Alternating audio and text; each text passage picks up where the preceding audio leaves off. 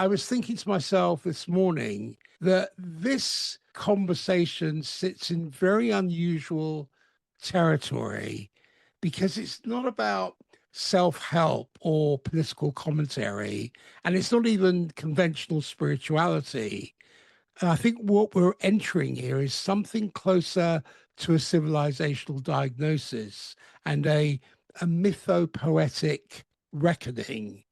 It's a kind of modern Grail text that is written for people who feel that something fundamental has gone missing beneath the surface of contemporary life. I want to introduce my guest today, Corey Young, who writes on Substack under the name Humble Grail, Embodied Wasteland. And what Corey has produced, I see it's one of the most ambitious pieces of long form writing I've encountered in quite a long time. It's not only because it argues well, because it does, but it attempts something older than argument. There's the central intuition driving the whole work from my psychological lens is about the crisis of our time, which is ecological, psychological, technological, relational, spiritual. And these may not be separate crises at all. They may be single expressions of a deeper wound. And as you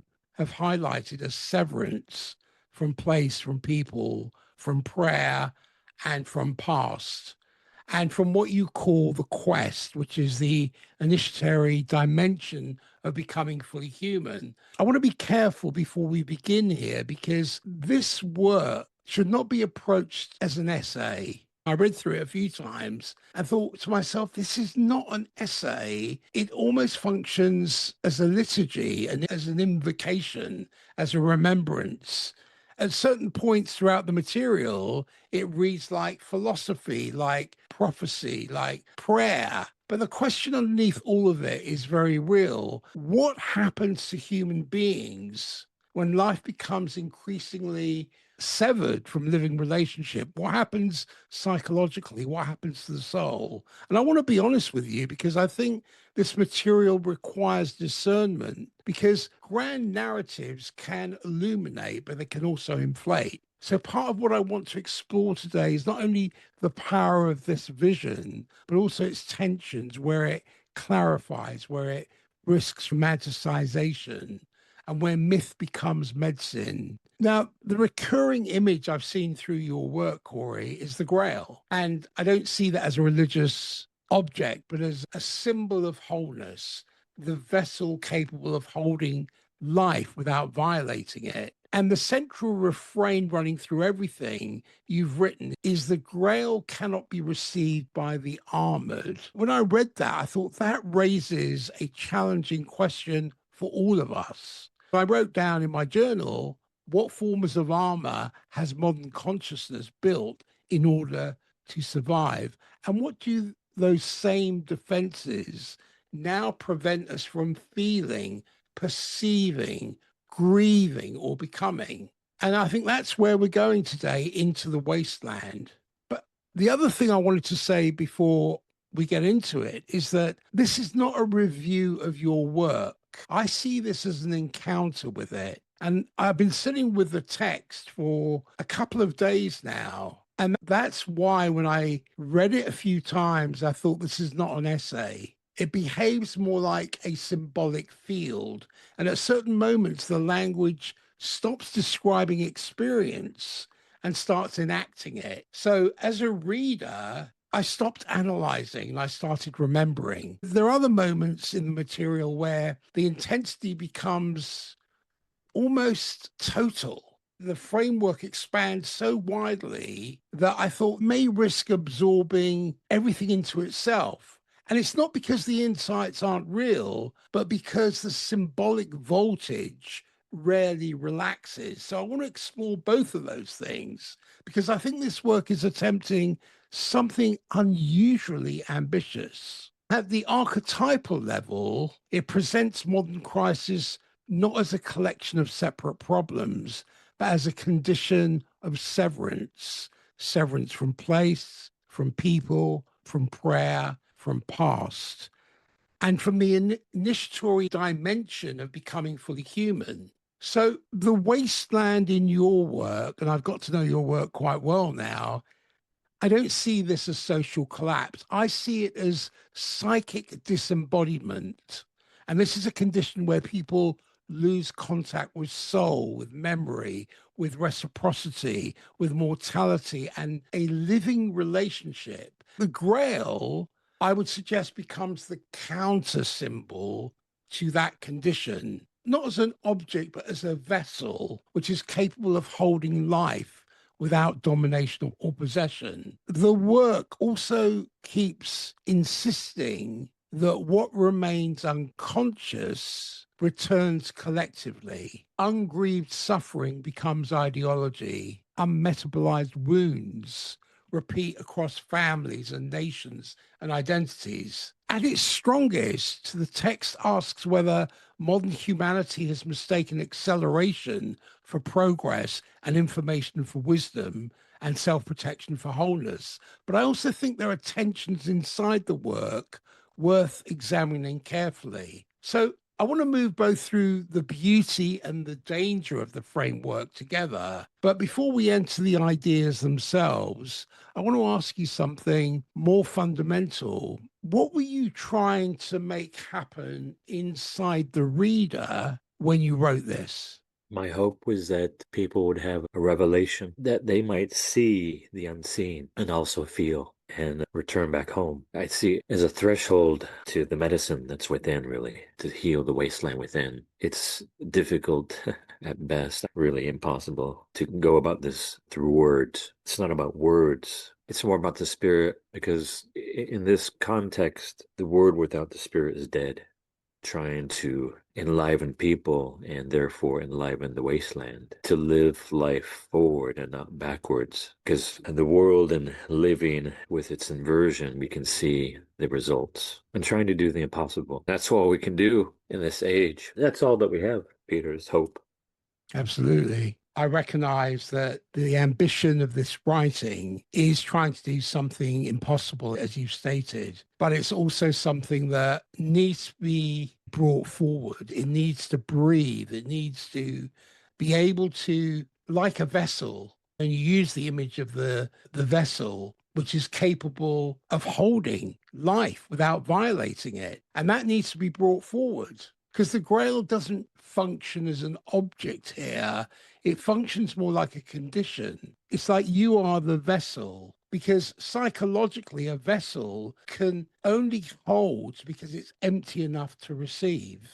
I don't know if I've ever shared this with you before, but I live and work in a forest, and sometimes I find myself in old growth redwood forest and amongst trees that are perhaps 1,000 to 2,000 years old. It's like being in a cathedral, and it really helps me be in a place of awe, to be small. I feel that's a good thing, that's healthy. It puts things in their proper place, moves us from our hubris, and oftentimes people see themselves and perhaps humans generally within the central axis. So when we experience awe, that displaces us and it puts the sacred in the central axis.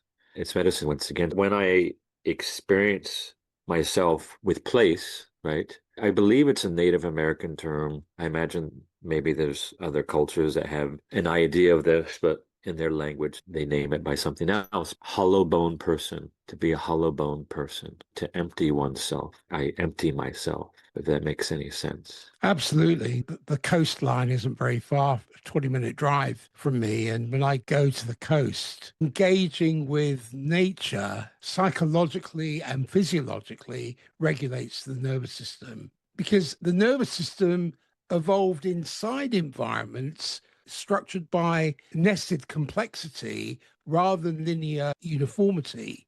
The coastline or the cathedral of trees or a river system or a thundercloud or a mountain range contains repeating patterns across scale. So the small resembles the large without being mechanically identical. When we look at a blade of grass, they're not the same. Each blade of grass is different. It tells me that nature rarely produces perfect symmetry or a sterile repetition. Instead, it generates recursive variation. And human perception is tuned for exactly this kind of informational density. When I'm in a fractal environment, I can feel the reduction of cognitive strain, but I'm still maintaining a different kind of attentional engagement. If you're in an urban environment, which I'm not, but when I have been in urban environments, I sense a kind of a hypervigilance or a disassociation with traffic and noise and notification systems and billboards and fluorescent lighting and hard geometric repetition, which creates, I would call it a sensory deadness. But natural fractal structures, they sit in a middle band because they're complex enough to hold attention, but they're also coherent enough not to overload it. What comes to my mind, it's a balanced tensegrity.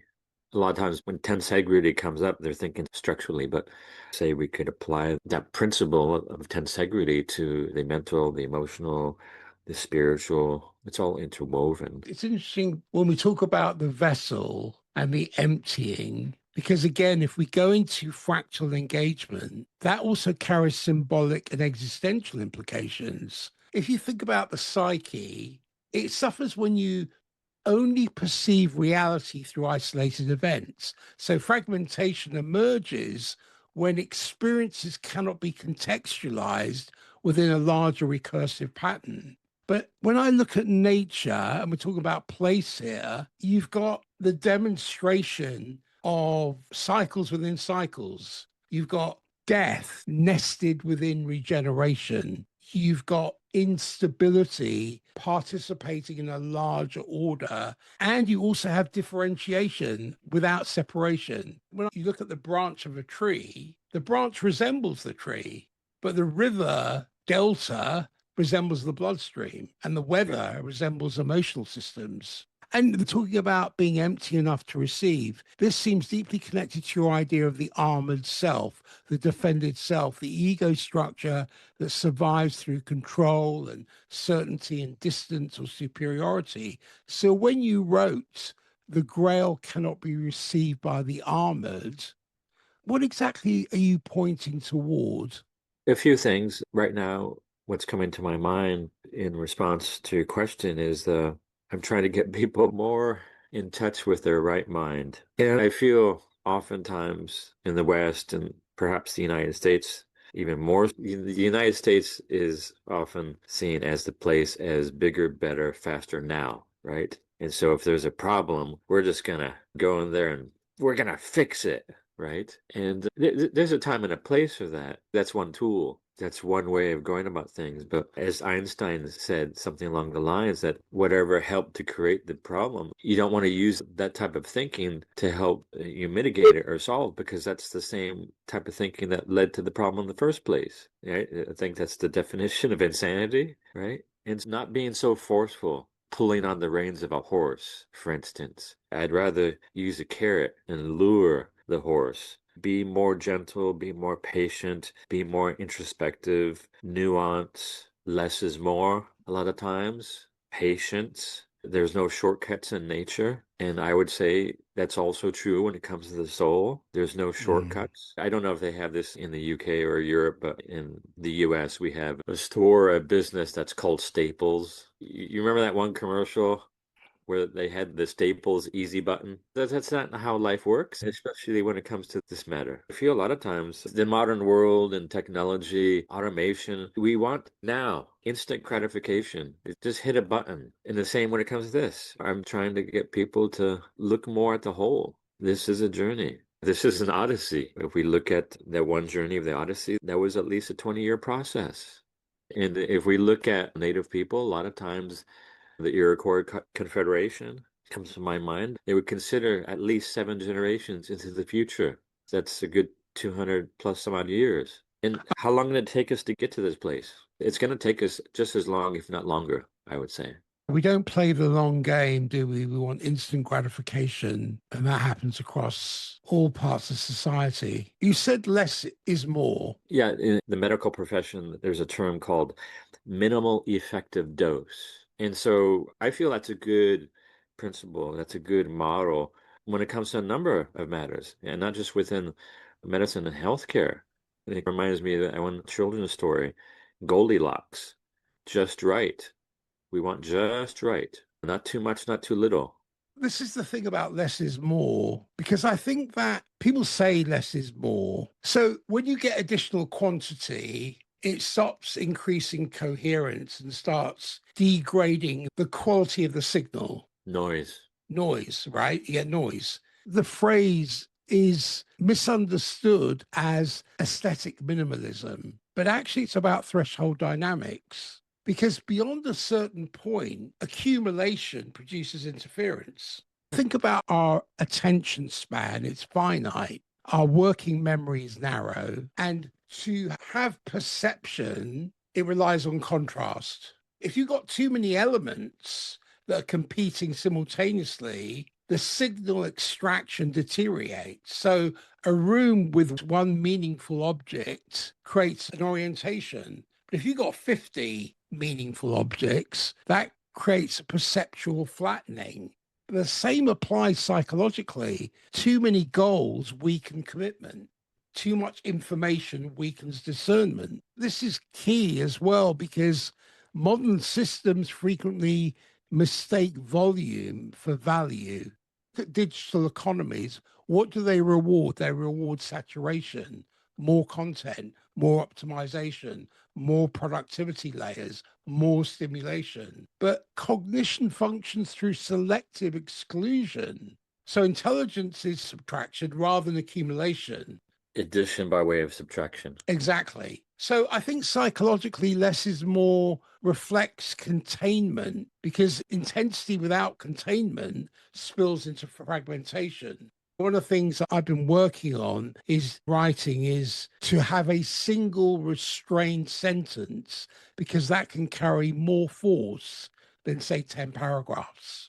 Tension remains concentrated rather than discharged. And this is what I see in your writing. When you have myth and ritual and poetry and symbols, they operate this way. They compress meaning. They don't over explain themselves because the psyche participates in completing them. I feel those many points are working in harmony towards convergence. When you were talking just moments ago, I had something interesting popped into my mind, and we might be talking about focus.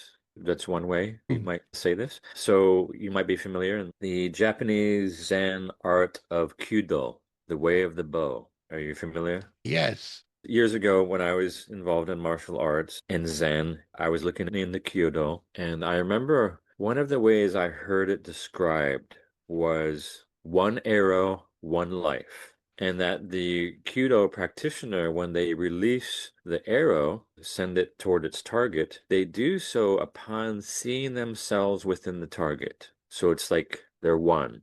And I perhaps borrow from the Japanese because I imagine this was also happening, if I remember correctly, the term mushin, no mind, empty the mind. So it's like perhaps for a moment they emptied themselves within themselves, and so them and the target are one. I guess the many bowstrings, as far as the poetic sinews of my writing, are trying to have convergence. And it's interesting what you say about the bow, because I remember with Olympic weightlifting, you have to be one with the bar because the self becomes clearer, not when everything is added, but it's when what is unnecessary stops dominating your perception. If you're overloaded with stimulation, the little man who whispers in your ear and makes a vibration in your mind and tells you, hey, that 100-kilo weight, you're not going to lift it.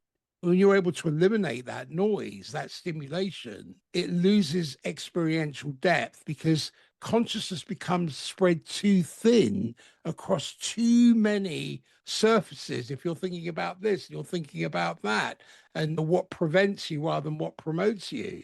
So less becomes more when reduction restores the relationship to the essence rather than merely removing the decoration of it. Let's begin with place, because you write that place is not scenery, property, or backdrop, but covenant. Many people will initially hear that as environmental language or ecological romanticism, but I know that's not what you mean. So, what is place psychologically, and why does severance from place matter so much in your framework? To go back to the Arthurian legend, the land and us are one. And so, unfortunately, tragically today, the land and us are not well. And so they're reflections of each other. The inner severance, the inner disintegration, we can see outside of us ourselves as well. A lot of times when it comes to environmentalism, you'll hear things along the lines of, is it wildlife management? Or the wildlife and nature has been managing itself for a good 4 billion years or so. If we're honest with ourselves, it's not so much about wildlife management, it's more about managing ourselves. If we are to recognize that and be honest with ourselves, what have I said a number of times? And I'm borrowing this from the saints, from the prophets. Repent, change your mind, change your heart, turn around. So to the point that got us to where we are, as far as our inner world, the microcosm and the macrocosm and the outer world, the sickness within and the outside, as far as nature, is to rebind, to repent, turn around, and to rebind. And that's religio, right? And I'm trying to highlight that truth, I would say, to people, that Chief Seattle said this of the Duwamish and Suquamish people. He's the chief of those people which the city of Seattle is named after, Chief Seattle. So he said something along the lines, whatever man does to himself, he does to the earth. So to reverse engineer that, to heal ourselves within, to heal the wasteland within, we help heal the outer wasteland. And so to remember that and to return back home. We were talking about this moments ago, that what we see oftentimes is the outer lungs or the outer organs. The lungs, the circulatory system, the soil is the digestive system, for instance. That's a few things when it comes to place. To have reverence, to have respect. Severance from place matters because our whole identity is not formed abstractly. It emerges through our repeated participation in particular environments, whether it's rhythms or memories or relationships and embodied orientations across time. So when place disappears, continuity destabilizes. It's amazing how what I see in modern culture is that it treats place as an interchangeable background. But psychologically, it rarely is that because we evolved, this human organism evolved in stable ecological relationships with specific terrains. If you think about the encoding of place, food patterns, seasonal rhythms, danger signals, sense of social belonging, cosmological orientation, memory structures. And the nervous system has learned where it was through repetition. You knew the sounds at night. You knew the shape of the horizon. You knew the smell of the rain, the timing of light across seasons. When you have that familiarity, that reduces an uncertainty load. But contemporary mobility disrupts this continuously because many people now inhabit transient environments which are designed for efficiency rather than attachment. Look at airports, chain cafes, rental apartments, digital workspaces, algorithmic feeds. The result is a low grade derealization. I'm not saying you're dissociated. It's not a dramatic dissociation, but it's more of a persistent absence of rooted orientation. So you can still function while still feeling existentially unlocated. It's also a mnemonic and it's symbolic because I was just thinking back to when I was a kid and I think about all the places I went with my father, the childhood memories, the time when members of my family died, where they were. It was grief, your first love, your failures in life, the rituals, the ancestral continuity.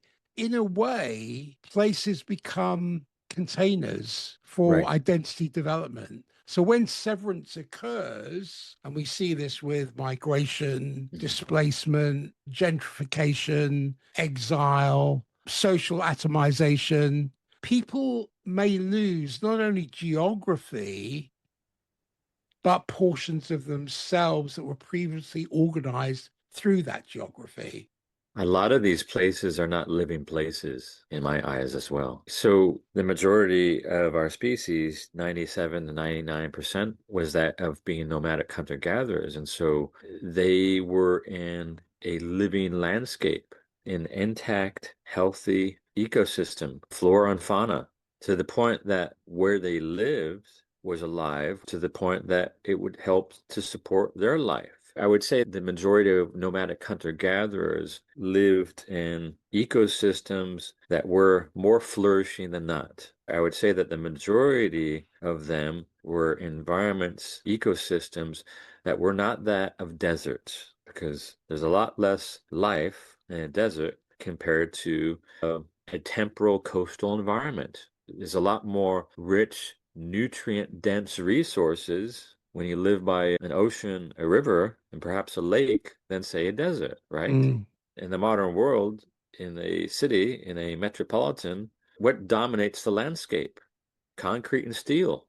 Last that I heard, that those are not edible. See what I'm saying? And a lot of the food that does make its way there might be shipped, say, 2,000 or so miles, and maybe from other parts of the world to get shipped. So most cities only have a few days, a few weeks at best of food supply. yeah. It's a literal food desert. Yeah.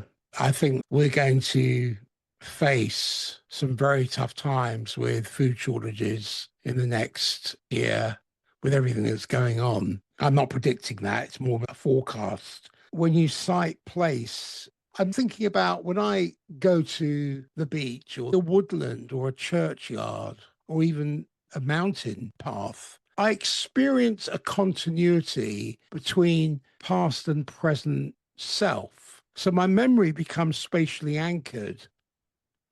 Without this, identity becomes purely narrative and psychological. So it's constantly redescribed, but insufficiently embodied. So I increasingly talk about myself rather than inhabit a lived continuity. At the same time, attachment to place is not automatically healthy because place can also trap you in a rigid identity or an inherited prejudice or social suffocation or nostalgia mistaken for wisdom. And some people need severance to survive psychologically or materially. There's a danger in romanticizing rootedness while ignoring economic reality because large populations move because local structures become non-viable.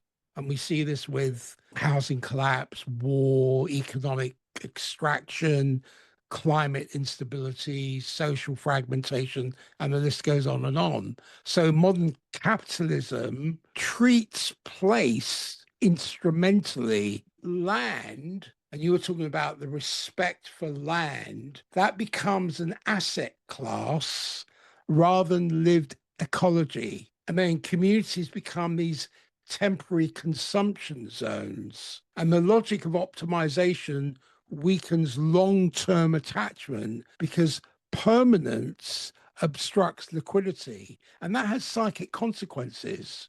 Humans appear poorly adapted to existing entirely inside transactional space. Like you were saying, you can't eat a building. A shopping center does not function psychologically like a village square, even if both technically gather people, because one organizes consumption, the other historically organized participation and recognition. There's a big difference. So place is not merely where the body exists, but it is where perception, memory, relationship, and meaning become patterned over time. And severance from place matters, as you've highlighted in your Substack post, because the psyche requires more than mobility and stimulation, it requires orientation. Without it, people often compensate through ideology, identity performance, endless movement, or compulsive self construction. We still need grounding. It simply begins searching for it in increasingly abstract forms. I feel if people can look at place perhaps in a different way that they might have been accustomed to. I'm going to bring up Ian McGilchrist and the left and the right brain hemisphere. And I remember him saying something along the lines that the left basically views the world and tries to apprehend. And the right is not so much about apprehension as much as it is comprehension. So the left apprehends, the right comprehends. So seeing right place in the world, a right relationship with place. Another thing that really grabbed me was a line that stayed with me, and it was this: the abstract human is dangerous because abstraction creates moral distance. Look, if I never see the river, I don't feel the poisoning. If I never see the landfill, consumption feels consequence free. If I never encounter the source, I stop experiencing consequence somatically. Now, psychologically, that begins to resemble disassociation. It's not dramatic association, it's a normalized estrangement from embodiment and relationship. So let me ask you this: what does return look like? Not rhetorically, but practically. How does a modern person begin restoring relationship with place? You used the term emergence a while back. We, as well as many other living beings, are basically within our particular, we're the upright walking version of the earth. We are a single, unique representation of the earth's consciousness. And it's emergent. It's not like we were just dropped here from outer space, right? Ashes to ashes, dust to dust, for instance, right? The ancient Greek, I think it's also Persian. If we look at the Bible, then Adam and Eve, Adam, I remember, means creature of earthly slime, creature of red earth. And Eve is spirit. For us, we are a culmination of matter and spirit. And that whatever we do to ourselves, we do outside as well, in some way, to some degree. Heaven's here, but also hell. So what do we want a little bit more of? A little bit more heaven or a little bit more hell? To get right with ourselves and to get right with the real and that which has been here long before us and will be here much longer after us as well.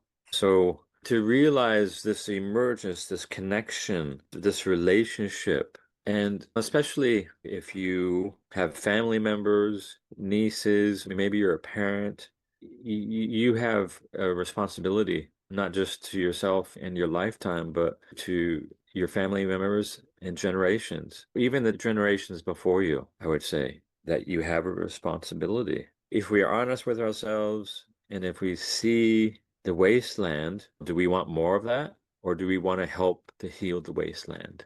It came about through us. It just didn't happen on its own, the wasteland. It's a result from us, and so only we can help to turn that around.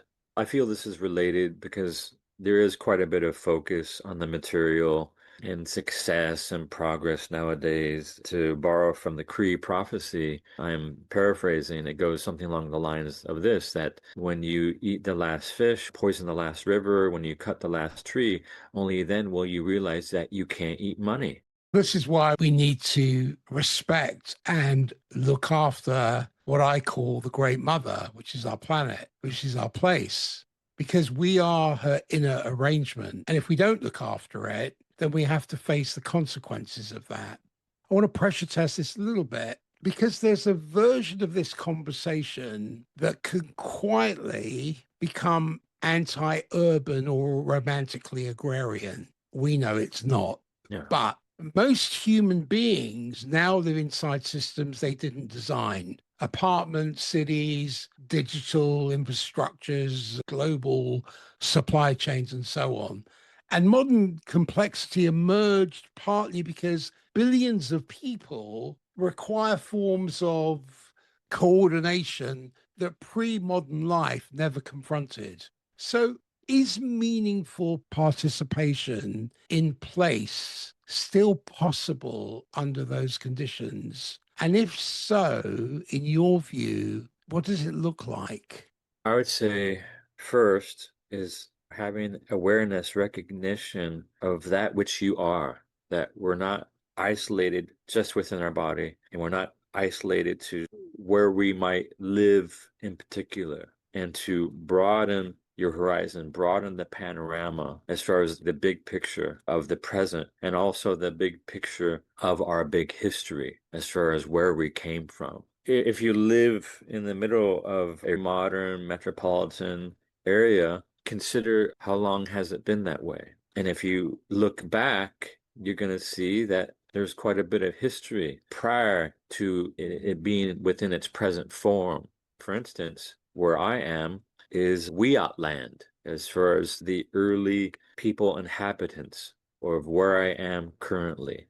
So know some of the history, know some of the stories. And for myself, and maybe people might want to borrow if they'd like, apply this because trying to provide some options, some possibilities to your question. Try to be as efficient as you can and try to do as much as you can with as little as you can. There's a lot of times talk about needs and wants, for instance. Wants is a very strong word. I don't have many wants. There's a few needs, like essential life supporting needs. I try to keep my wants to a minimum, especially when it comes to consuming or traveling, for instance. Wherever I find myself, where there's a lot more nature and it's much more intact, and with less modernization and construction and the like, I visit these places, I have a relationship, and I'm very respectful because I live and work on a farm. I keep my food as local, as fresh, and as seasonal as possible. Those are the few examples that come to my mind, and that some people might want to borrow when it comes to your question, as far as how do I go about maybe a little bit more holistic view and relationship when it comes to place. There's probably many more points we could touch upon when it comes to that. So you agree that it is possible to have meaningful participation in place, even under the conditions we currently find ourselves in. Could be in Las Vegas, and still, when you turn on the tap, your drinking water, where's that water coming from? What river, what reservoir, for instance? Where is it traveling from? And how far is it traveling? And what many lands is it crossing to get to you? I'm minimal when it comes to lights at nighttime. I'll use more candles, for instance, or I'll just very minimal as far as electric lights, because in some places, whenever you turn an electric switch, imagining a dam that's damming a river to help generate energy. And what river is that damming? In respects to that river, what salmon might it be impeding? And so I'm trying not to create more a demand for that. So being mindful, because oftentimes much of what we do has an impact somewhere to some degree. If I remember right, us people in the US in particular, unfortunately, if everybody in the world lived like the median standard lifestyle of 330 some odd million people, it would require basically the equivalent of perhaps 5 Earths, if I remember right. That's an example of what I'm getting at. The whole thing of needs and wants is interesting because I remember doing a workshop on this. And one of the things I put before needs and wants is integrity, because needs and wants emerge from different layers of the psyche. Some wants are authentic expressions of growth. It might be intimacy or competence or mastery or contribution or meaning. Others emerge as attempts to regulate unresolved internal instability. Okay, so what do I mean by that? Some people will use status to compensate for shame, or control to compensate for fear, or attention to compensate for invisibility, or accumulation to compensate for inner emptiness. But without integrity, a person will find it very challenging to distinguish between these. So desire becomes contaminated by unconscious compensation. That is why people sometimes achieve exactly what they wanted, but they feel strangely unchanged afterwards because the external object was carrying an internal symbolic burden it could never resolve. So the relationship was supposed to repair abandonment. The success one has achieved was supposed to repair inadequacy. Recognition was supposed to stabilize identity. So the pursuit itself is structurally distorted from the beginning. And integrity helps reality testing occur. Like you were saying about the example of the candles. Do I genuinely value this, or am I using it to stabilize something unexamined?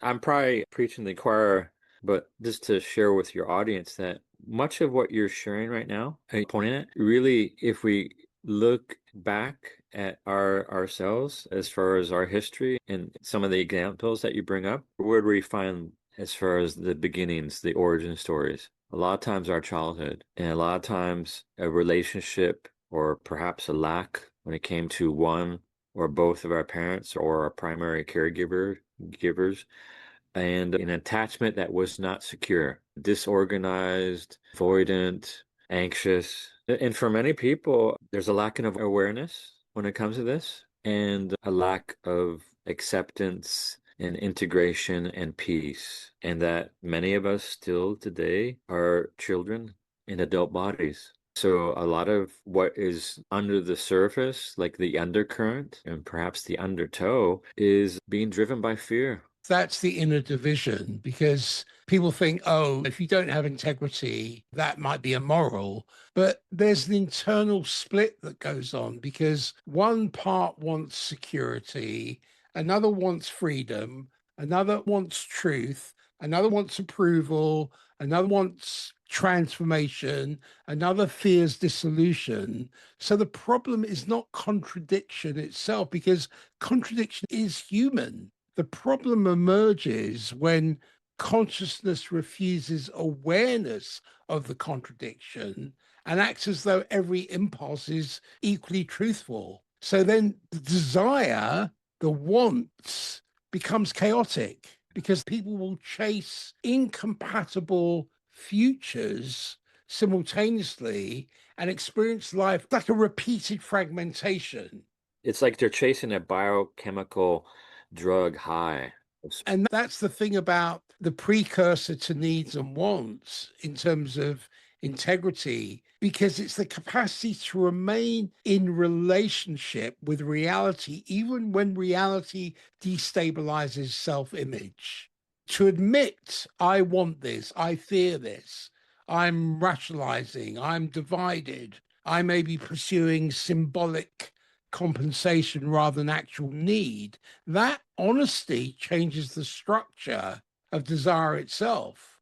On the other extreme, when there's excessive emphasis on integrity, that can become paralyzing. So some people postpone living indefinitely while attempting to become psychologically purified first. You see this in a lot of spiritual circles. They endlessly analyze motives. Is this desire authentic? Is this what I need? Am I healed enough? Is this my ego? Is this compensation? So eventually, that whole self analysis becomes avoidance, becomes discharge rather than metabolization, and it's disguised as wisdom. We're not clean systems. Human beings are not clean systems. When I examine my authentic desires, they can contain mixed motives. We're a Love, beautiful mess. yeah. I don't wait for total purity before acting because that leads to stagnation. Life clarifies itself. And especially we're talking about place. It clarifies itself through participation, not just through introspection alone. Integrity is not a prerequisite for having needs and wants. It's what prevents those needs and wants from unconsciously colonizing the self. Without integrity, desire easily becomes addictive or compensatory or performative, or you step into the theater of deception, self deception, communal deception. It's that congruence between perception, value, action, and consequence over time. A huge shout out to Corey for this conversation. And this conversation was the doorway.